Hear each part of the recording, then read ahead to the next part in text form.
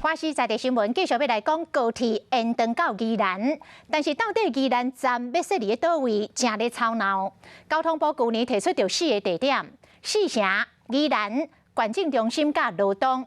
经过协调，最后是决定讲，甲这4个地点摕来加独做一个平均，确定着设伫个管境中心南平350公尺的所在。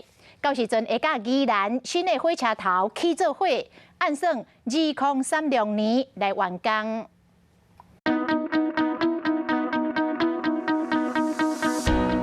高铁要驶到宜兰，还要停伫咧搭，差几半步，一摆总算有答案啊！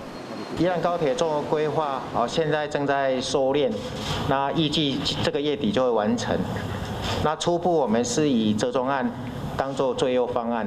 本来四城、宜兰、管境中心和罗东全部共估，落尾选的地点伫咧管境中心南平350公尺的所在，未来迈和代替的宜兰新站起做伙。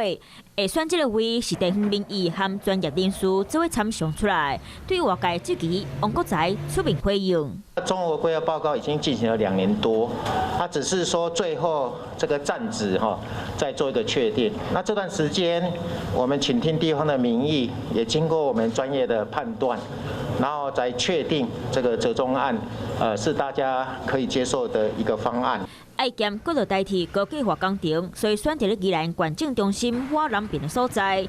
工程经费拢总开1880亿，上紧2025年就开始动工，预计2036年就起好。其实宜兰的平原地区都不大那设在宜兰市是大家可以接受的方案。当然，整体对礁溪来讲是比较远一点，但是也没有远到哪里了王国才答应未来会加规划高铁接送的公车，让乘客感觉真便利，嘛有高铁会当赚真侪钱。